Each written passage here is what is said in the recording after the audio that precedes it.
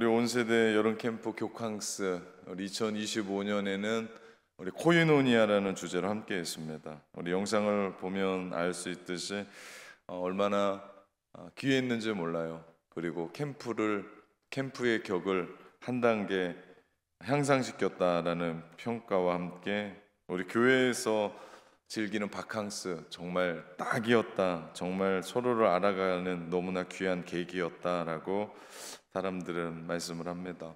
교회에서 진정한 여름 바캉스를 즐겼습니다. 뜨거운 여름날 단돈 3만 원 내고 그렇게 많이 먹고 그렇게 즐기고 이렇게 누려도 되나 할 정도로 얼마나 그 일정 하나하나가 귀했는지 모릅니다. 우리 교캉스에 기도해 주시고 헌신해 주시고 섬겨 주시고 함께 해 주신 분들께 감사의 마음을 전합니다.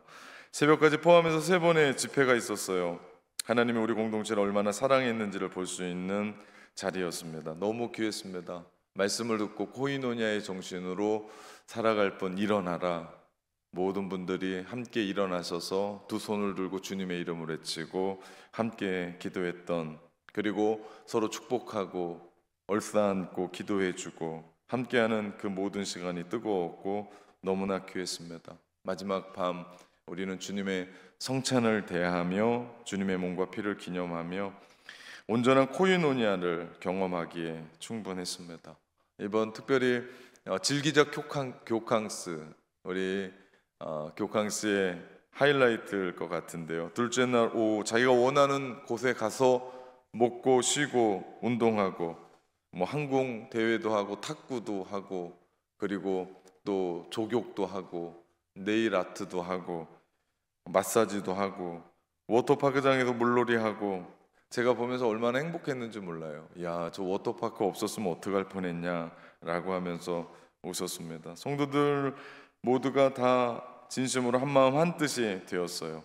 이번에 새로운 가족들이 많이 참여를 했는데 그분들을 알아가고 그분들 역시도 서로를 알아가는 좋은 계기였고, 어떤 분이 6개월을 교회를 다녔는데 2박 3일 만난 사람이 더 많다라고 하면서 웃으면서 말씀하시더라고요. 오랜 시간 준비해왔고 함께 기도했고, 특별히 이번에는 한 달 동안 우리 홍보 영상까지도 찍으면서 그 초장부터 기대를 또 업그레이드 시켰는데 그럴 만한 이유가 있었습니다. 정말 우리 하나님 위대하세요. 네, 그런 은혜 주시려고 우리에게 그렇게 이끌어 가셨습니다. 직장 휴가를 내고 반차를 내고 온 가족이 한 자리에 모여서 같이 예배하고 찬양했습니다. 시간마다 하나님을 찬양했어요.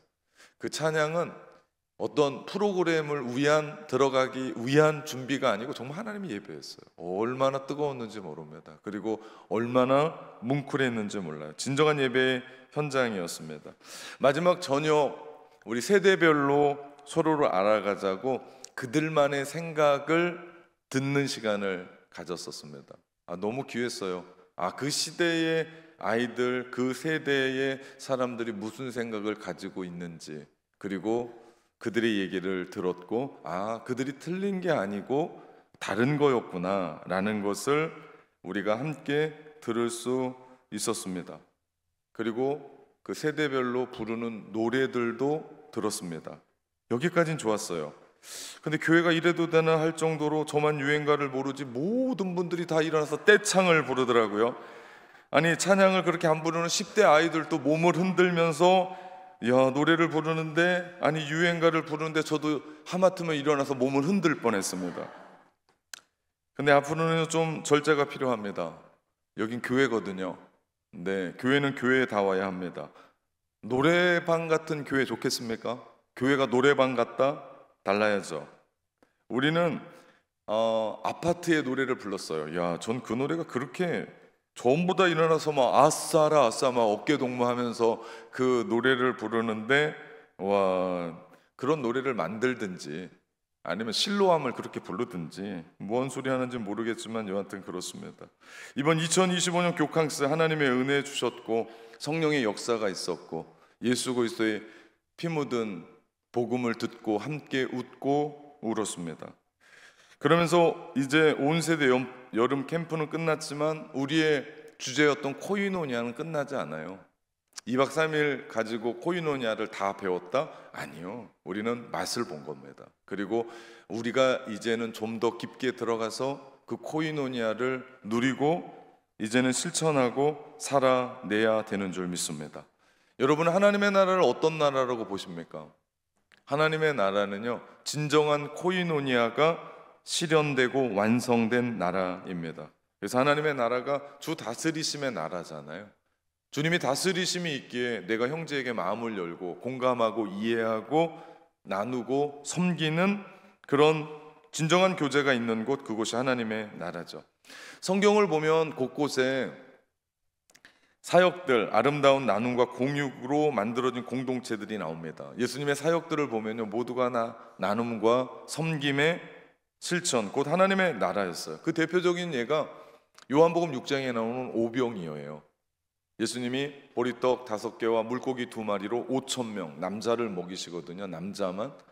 여자 어린이들까지 하면 2만 명 정도 있다고 치면 어마어마한 부분입니다. 그리고 나서 또 나누어서 거뒀던 것이 12광줄이나 됐습니다. 근데 그 기적의 가장 중요한 것은요, 예수님이 기적을 일으키시기도 했지만 중요한 것은 무명의 한 아이가 주님께 드렸던 도시락이었어요. 그 도시락이 참된 코이노니아였고, 그 도시락을 드림으로 말미암아 남자만 5,000명 먹고 12바구니가 남았다라는 거죠. 여기서 이야기하는 것은요, 진정한 코이노니아가 우리 모두를 살린다는 거예요. 그래서 코이노니아의 회복은 우리 교회뿐만 아니라 이것이 이 지역을 넘고 한국 교회와 한국 사회를 살리는 길이다. 그렇기 때문에 우리가 확장돼야 돼요. 이것이 함께 가야 돼요. 여기서 끝나면 안 돼요. 이제 보십시오. 시대가 이렇게 변하면서 코이노니아가 살아있는 교회와 코이노니아가 막혀있는 교회가 확연히 달라질 겁니다. 그러지 않겠습니까? 내가 어렵고 힘든 그 마음을 가지고 교회에 들어갔는데 코이노니아가 살아있는 그곳에 정말 진정한 따뜻함이 있고 맞아줌이 있고 하나됨이 있고 연합이 있고 이해하고 섬기고 나누는 그 공동체, 그러지 못한 공동체와 확연하게 나눔이 이루어질 겁니다. 이건요, 사람이 많냐 적냐가 아니에요. 어떻게 보면 가족 같은 공동체가 이게 더 잘 이루어져요. 큰 대그룹의 우리 교회 안에 이것이 이루어질 수 있으려면 뭐 가족으로 돌아가자 아닙니다. 소그룹으로 돌아가자 아닙니다.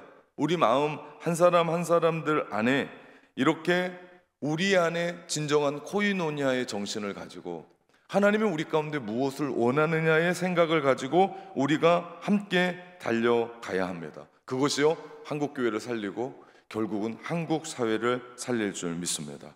우리 낙원교회가 오병이어의 기적을 만드는 그 이름 없는 무명의 작은 소년처럼 우리가 믿음으로 나의 것들을 나눌 때 진정한 코이노니아가 우리 가운데 실천될 줄 믿습니다.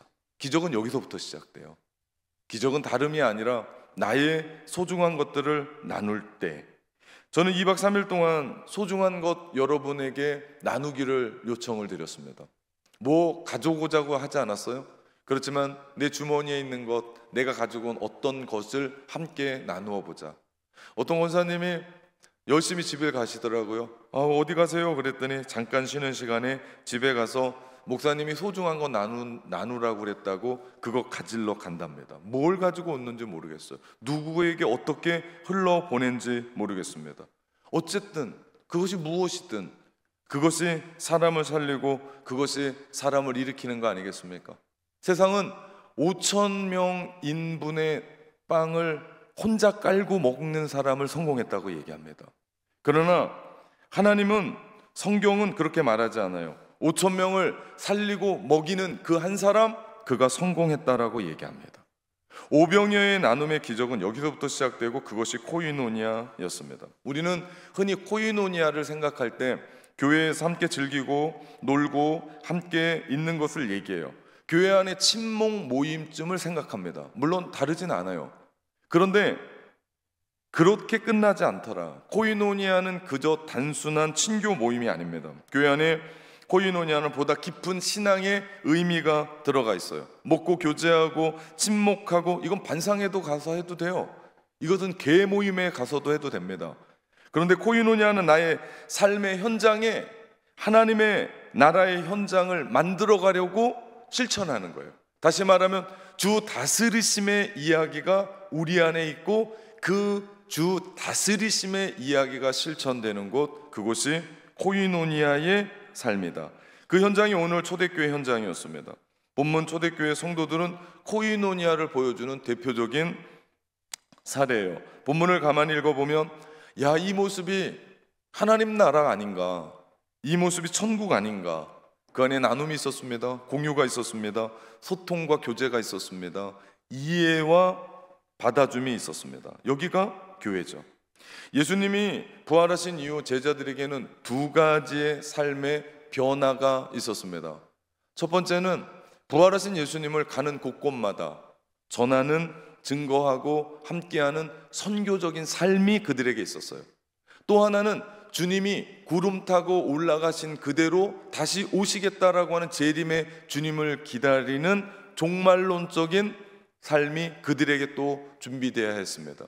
종말론적인 삶은 다른 게 아니에요. 끝이 있음을 보고 오늘을 내가 살아가는 거예요. 끝을 인식하고 오늘을 살아가는 삶을 종말론적인 삶이라고 얘기합니다. 시한부의 삶을 살아가는 사람들은 내가 몇 개월 후면 끝이다라는 것을 알고 오늘의 삶은 진지하게 살아가요. 한 사람을 만나도 삶의 의미가 다르고, 대화를 하더라도 다르고, 그리고 만나는 사람들마다 내 마음 깊은 곳에 있는 그 이야기를 꺼내줍니다. 왜 그래요? 끝을 알기 때문이에요. 우리 모든 사람들은 그런 사람들 아닙니까? 주님 다시 오실 때, 재림의 주님 다시 오실 때 거룩한 신부로 준비되어져서 우리가 주님 맞을 준비하며 이 땅을 살아가는 믿음의 백성들, 우리는 끝을 아는 사람 아닙니까? 그것을 인식하면서 오늘 현재를 살아가는 것, 이것이 종말론적인 삶이었어요. 특별히 사도행전 2장에 보면 초대교회 성도들은 예수님이 약속하셨던 오순절날 성령을 받습니다. 그들은 뜨거운 성령의 임재 가운데 들어갔습니다. 그리고 그들은 부활하신 예수 그리스도를 가는 곳곳마다 전하는 선교적 삶을 살아갔어요. 그리고 그들은 끝을 인식하며 오늘을 살아갔습니다. 그들이 만들어낸 삶이 코이노니아의 삶이에요. 그냥이 아니었습니다. 성령 충만했습니다. 가는 곳곳마다 선교하며 전도하며 살았습니다. 그리고 그들은 끝을 기억하면서 종말론적인 삶을 살아갔기 때문에 그들은 주님 다시 오시기 전에 주님 뜻대로 살아갔습니다. 종말을 준비하며 살아갔습니다. 그런 그들이 욕심 부리며 살 수 있었을까요? 그런 그들이 거짓말하며 살았을까요? 그런 그들이 돈 몇 푼에 내 양심을 팔았을까요? 그런 그들이 누군가를 시기하고 미워하며 살았을까요? 아니요, 그러지 않았습니다. 어떻게 하면 주님의 사랑으로 그 한 사람을 더 주님의 사람으로 만들 수 있을까? 나의 것 희생하고 나의 것 헌신하고 그들의 대화에 귀를 기울여주고 나의 것들 나누고 함께하며 살아가는 그런 삶을 살지 않았겠습니까? 이것이 베풀고 이것이 나누고 이것이 연합하고 소통했던 삶, 이것이 진정한 코이노니아의 삶이었습니다. 그래서 오늘 우리가 읽었던 본문의 말씀 속에 초대교회 성도들은 더 이상 개인적인 탐욕과 소욕이 없었어요. 모두 서로 함께 나누고 공유했다라는 말이 나옵니다. 그들 가운데 가난한 사람과 부한 자들의 경계가 없었어요. 그들 누구도 자기의 것을 자기의 것이라고 주장하지 않았기 때문입니다. 그러면서 중요한 얘기가 나옵니다. 가난한 사람들이 없었다. 진정한 친교와 사귐이 이루어지기 위해서는 우리 모두는요, 나의 모든 것이 하나님 것입니다 라고 하는 청지기의 인정이 그 안에 있어야 돼요. 정말 여러분의 그 모든 것 하나님 겁니까? 여러분의 생명도 하나님 겁니까? 여러분이 정말 사랑하고 아끼는 물질도 하나님 겁니까? 눈에 넣어도 아프지 않은 자녀도 하나님 겁니까? 우리가 이거 인정할 때 성령 충만한 공동체, 선교하며 전도하는 공동체, 그리고 종말론적인 삶을 살아가는 그 삶의 이야기, 그게 뭡니까? 그것이 코이노니의 삶을 살아가는 거죠. 개인보다 공동체가 더 중요해요. 이기심이 아니라 공동체성의 회복을 이야기하는 것이 바로 코이노니아입니다.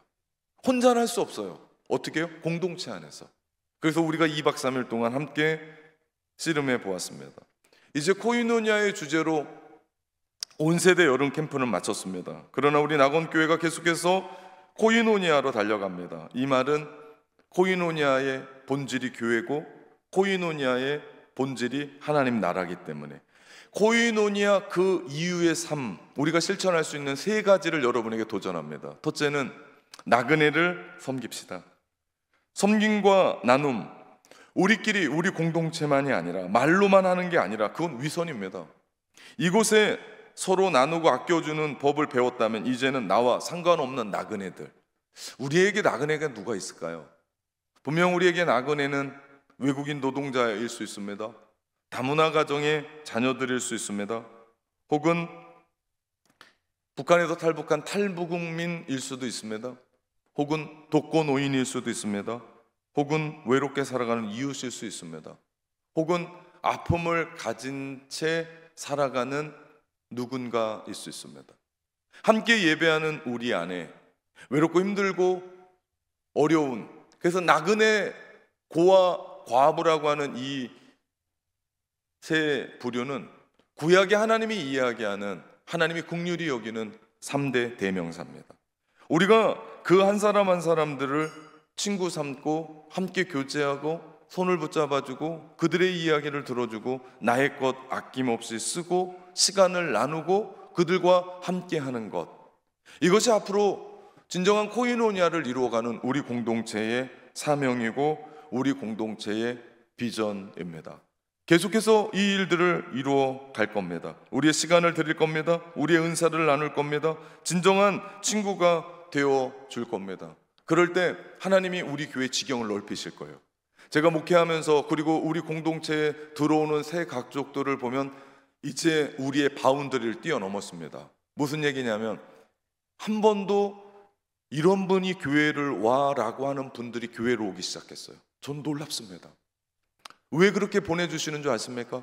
하나님이 우리 공동체가 그 많은 사람들을 수용할 수 있는 믿음의 여력이 생겼고 마음의 깊이가 넓어졌고 그리고 하나님이 그렇게 할 수 있다라고 보기에 우리 가운데 부어주시는 거예요. 만약에 우리가 그 나그네들 못 섬기잖아요, 우리가 못 뽑잖아요, 그러면 우리의 부흥은 여기서 끝날 겁니다. 그러나 하나님이 우리 가운데 열어주셨을 때 그들을 가슴으로 받고 그들을 안아주고 손을 붙잡아주고 섬김과 나눔의 이야기들을 할 때 우리 공동체를 통해서 하나님의 놀라운 일들을 이루어가게 할 줄 믿습니다. 성령의 바람 불어와 동서남북으로부터 하나님의 사람들을 벌려주실 겁니다. 이때 우리는 진정한 코이노니아 정신을 발휘해야 돼요. 바로 지금, 바로 이때 주님이 비전, 우리로 하여금 살리라고 주신 사명 붙잡고 우리가 진정한 코이노니아를 이루어 냅시다. 두 번째, 강도 만난 자의 친구가 되어주는 거예요. 전에 함께 공부했던, 저보다 나이가 몇 살 더 많은 저희 또래입니다. 그 목사님이 캠프가 있는 그 기간에 소천했다는 소식을 친구로부터 듣게 됐습니다. 둘째 날 마지막 저녁 집회 뜨겁게 하고 성찬 마치고 목양실로 들어갔더니 소식이 온 거예요. 그 목사님은 서울에서 목회를 잘하고 계셨던 목사님이었고 사람들에게 좋은 평가와 인정을 받았던 분인데 폐암으로 일찍 하나님께로 가게 됐습니다. 가슴이 먹먹했습니다. 병원에 입원했다가 퇴원하고 목회하고 퇴원했다가 목회하고, 그런데 이번에 들어갔다가 다시 회복하고 나올 줄 알았는데 이번 일주일은 못 견뎠고 중환자실에서 사경을 헤매다가 돌아가셨어요. 근데 마지막 사모님의 메시지가 올라왔습니다. 중환자실에서 12시간 사경을 헤매는 동안 그 사경을 헤매는데도 목사님은 오늘 이 주일을 준비하며 비몽사몽한 그 상황에서도 계속해서 설교했다라고 하는 사모님의 마지막 메시지를 보았습니다. 눈물이 났습니다. 마지막까지 교회 공동체를 위해 그리고 오늘 주일 설교를 위해 부단히 애썼던 한 목사님. 앞으로 남겨진 교회, 남겨진 사모님과 아이들을 생각하니 가슴이 먹먹했습니다. 이처럼 우리 주변에요, 강도 만난 이웃이 너무나 많습니다. 절망 속에 있고 마음이 아프고 힘겨워 아무런 희망이 보이지 않는 그때 우리가 그 강도 만난 자의 이웃이 되어주는 겁니다. 친구가 되어주는 겁니다. 손잡아주고 동행하고 밥 한 번 같이 먹고 차 한 잔 마시고 위로하고 나의 것들 흘려보내고 아낌없이, 이것이 진정한 코이노니 아니겠습니까? 이렇게 공감하고 이해하고 나누고 섬김을 통해 우리 하나님의 나라가 확장되고 그 공동체 가고 싶지 않겠습니까? 그 공동체에 들어가 위로받고 싶지 않겠습니까? 그 공동체에 들어가 함께 하고 싶지 않겠습니까? 이것이 코이노니아, 그 이유를 살아가는 우리의 공동체의 비전이요 도전인 줄 믿습니다. 세 번째, 우리가 하나 되는 거예요. 이번 교강스의 특징은 새 가족들이 많이 함께 했다는 특징이 있었습니다. 교회에서 캠프를 하는데 기존의 성도들이 다른 교회에서 캠프하는 것 같다고 하는 분들이 많았어요. 왜냐하면 내가 모르는 분이 이렇게 많다라는 걸 알았어요. 같은 조에서 활동하고 그리고 같이 예배하고 활동하면서 주일날 그저 대면대면하게 인사만 했던 그분들이었는데 들어가서 보니까 정말 좋은 거예요. 왜냐하면 사실 새로운 성도가 우리 교회에 와서 교캉스 하기는 어려워요. 그런데 기존에 다녔던 분들이 교회 수련회니까 함께 와서 함께 즐긴 거예요. 그러면서 그 우리 교회가 함께 하고 있는 그 교캉스, 그 캠프의 스케일 혹은 여러 가지 일정, 그리고 전체가 움직여오는 거 보고 깜짝 놀랐습니다. 이런 캠프가 어디 있나? 어떻게 이런 모든 것이 우리 평신도 리더십들을 통해서 이렇게 흘러갈 수가 있나? 너무 기가 막혔다고. 그러면서 그분들이 알아가면서 함께하는 시간들을 가졌습니다. 여기서 그치면 안 돼요. 우리 모두는 하나입니다. 이미 하나예요. 그러면서 우리는 성령이 하나 되게 하신 것을 힘써 지키는 곳, 여기가 교회예요. 우리가 그렇게 하는 겁니다. 서로 사랑하고 서로 인정하고 서로 나누고 함께 공감해 주는 것, 함께 해주는 것, 나의 것들을 나누고 공유하고 대화하고 진심으로 기도해 주는 겁니다. 그렇게 우리가 하나 될 때 주님이 원하시는 사명을 살아가게 될 줄 믿습니다. 저는 낙원교회가 자랑스러워요. 그리고 낙원의 성도들이 너무나 소중합니다.